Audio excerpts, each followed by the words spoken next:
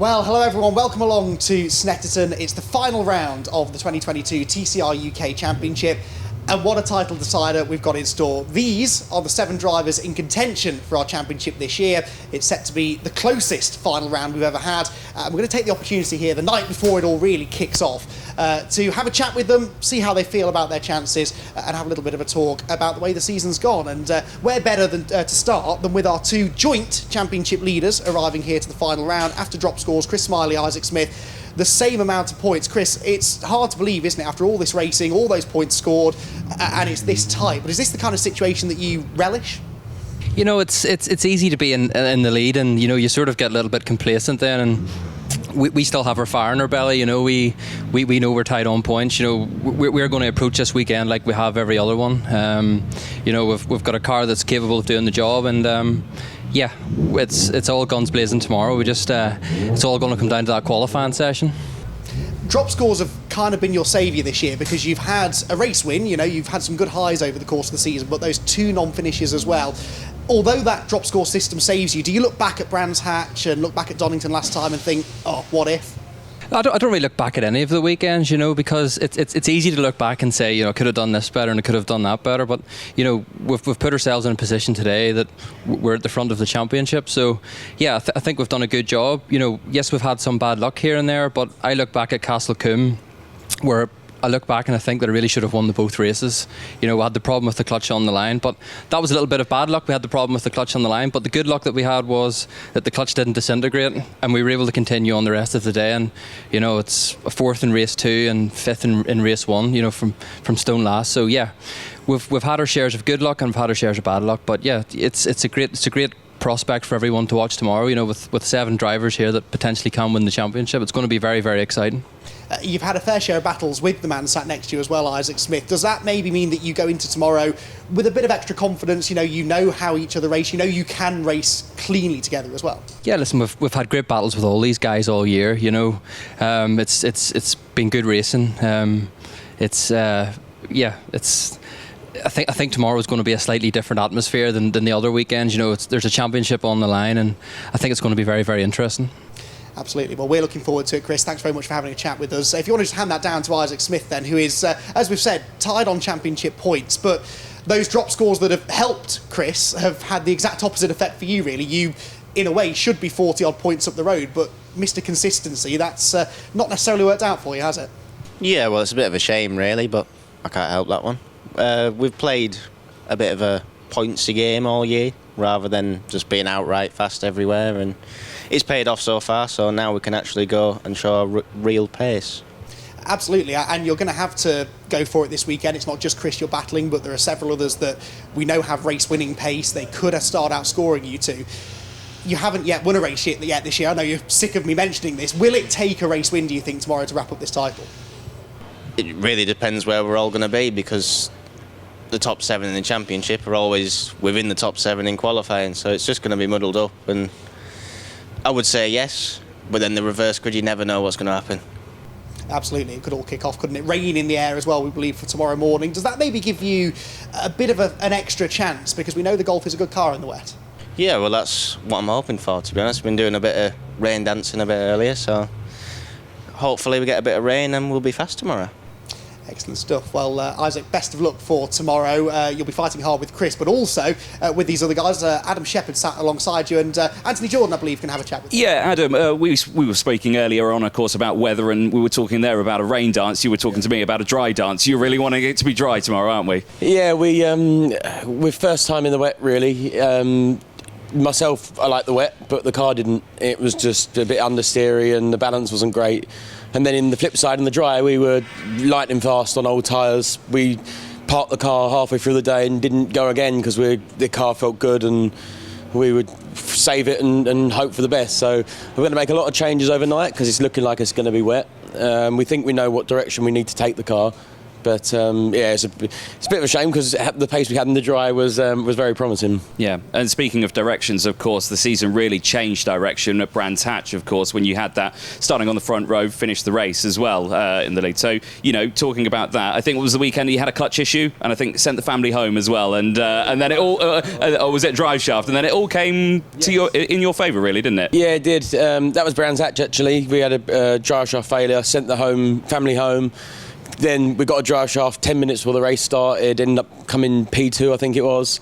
Then ups and downs, as Chris said, really. We went to Castle Combe, lead in, puncher last corner, last lap. Yeah, we won't remind Andy of that. And then Donington pole, lap record and a win. So it's been up and down for us all year. So it's going to be close. We've got nothing to lose. We've full send and see how fast we can be. Like I say, yeah, and of course that title fight is up for the grabs despite all those ups and downs over the season. So, you know, going into tomorrow, you've got quite a challenge ahead of you. It's going to have to be a full send, really, from your position.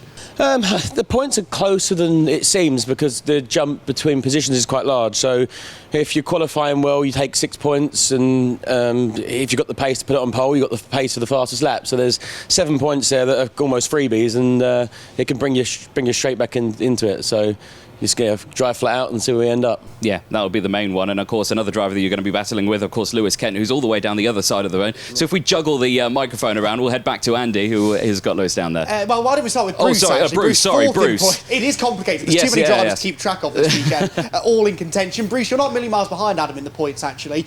Similar sort of plan of attack for you then this weekend?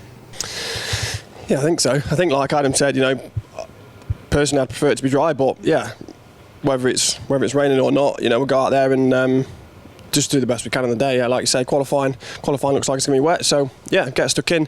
Obviously, like you mentioned earlier on, we've got a new car, so you know, no wet testing. So luckily it was damp this morning, so we had a little bit there. So yeah, just go out and enjoy qualifying. And, yeah, like Adam says, if you can be in the top 6, you know, there's a couple extra points up there, up for grabs there. So just brings us maybe a little bit closer to the guys up front.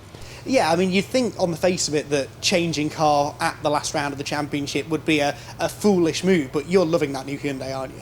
Yeah, definitely.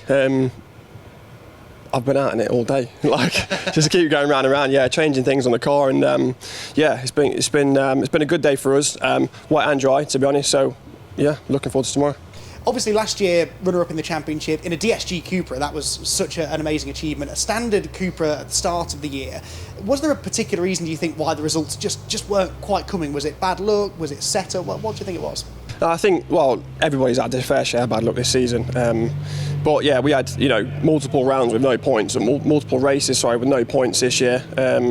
So yeah, it's buts and maybes, isn't it, like always? But yeah, you know, we felt that the i30 was a better car, so yeah, we were going to have it for next season, and it became available earlier on. So yeah, that's why we got it for the last round. And yeah, like I say, I've had a good day today, so it only bodes well for tomorrow.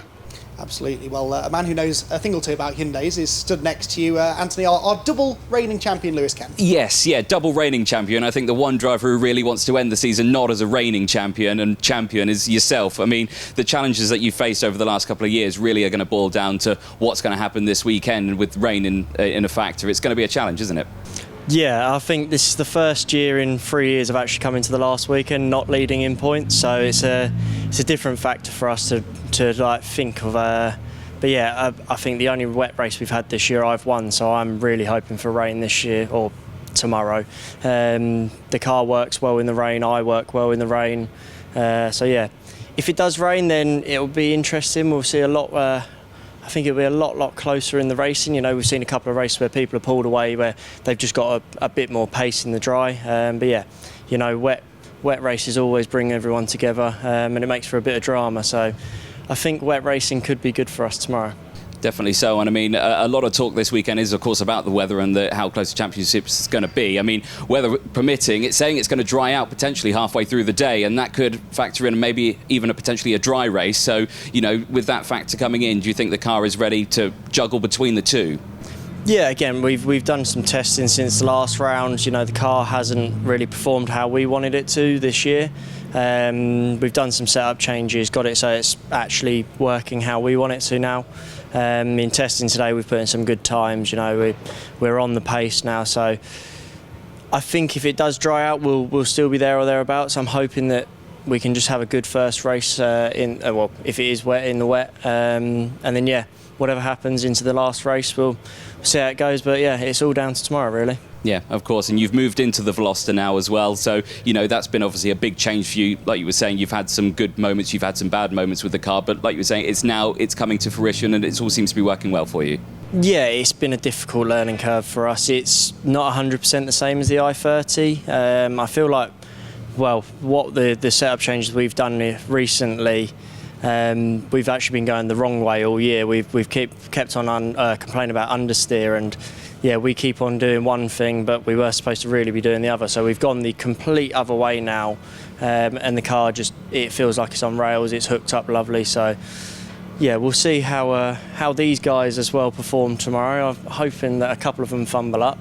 Not being horrible or anything, but as a racer does. I think it'll be very interesting, and I think back in 2019 this was the grid, so to have 7 of you chasing for the championship for what it was back in 2019, it just shows how strong the championship's come on, and it's going to be a good little day tomorrow. Yeah, couldn't have said it better myself. And another driver who's going to be in for that fight as well, Alex Ley, just next to you. We'll hand to Andy as well, who'll take you through this one. Yeah, Alex Ley, championship contender, 3 times a winner this year, more wins than anybody else. I can say this to you now at this stage of the season.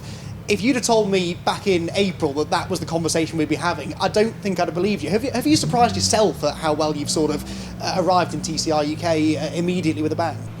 I think I have a little bit, especially because it's my first year in the senior cars, just moved out the junior Fiestas.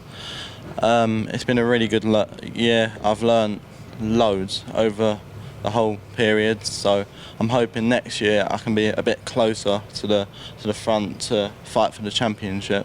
That is the scary thing as well. You are so young, relatively inexperienced, still getting quicker and quicker and learning all the time. So I think these others should be definitely concerned about you for next year. What about for this year, though? Is there a chance of the title? We know you've got the pace when things are working well to stick it on pole and win races, and that really is what you have to do. I think, we've got the pace in the wet and the dry from the testing we've done today. I think it's going to be quite hard, but anything can happen, so fingers crossed that we can do quite well. Yeah, certainly.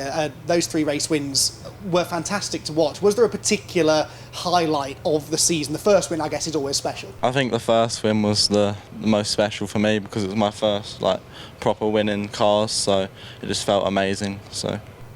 And we've also seen you're not afraid to get stuck in. And around here at Snetterton, that's going to be necessary, isn't it? There are places you can pass, but you've got to be quite aggressive. Yes, I think it's going to be a really good race tomorrow. Even in the wet or the dry, I think it's going to be a big fight and it'll be good to watch for everyone. So. Absolutely, we're really looking forward to it. Alex, thank you very much. One more, we're nearly there. 7 drivers to talk to, and Anthony, you've got our last title contender down there with you. Yes, Jac Constable. Now, Jack, before we started this, the first words you actually said to me when you walked in is do I actually need to be here? Because you've got quite a challenge ahead of you. You are still mathematically in for a chance of winning the championship, but it's going to be a tall order, isn't it?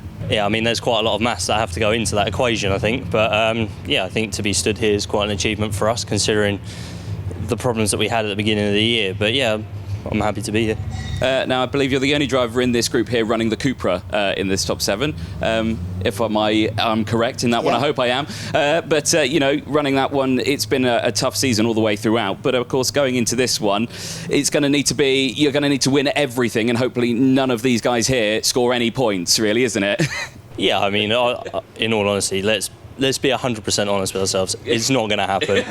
But we'll give it a good go and see what happens. That's why you're here. We have a good chat about it. I mean, going through, the season's been pretty good as well. And I mean, it's all going to be stepping up to what potentially will happen next year, of course, with maybe new teams, new cars, everything like that. So, it's still a great stepping stone, being in this top 7 in that title fight. Yeah, exactly. I mean, for myself, it was kind of a stepping stone towards the touring cars with Power Mats and the stuff that I've done with them over the last couple of years. So, fingers crossed, and we'll see what happens. Yeah, that'll be the main one. You've got family here, of course. I see he's got Clayton in the car. He's your cousin, isn't he? Yeah. He is, yeah. He annoys me a lot in the British kart championships. But back with touring cars. I mean, has he learnt a lot of you, or have you learnt a lot from him as well?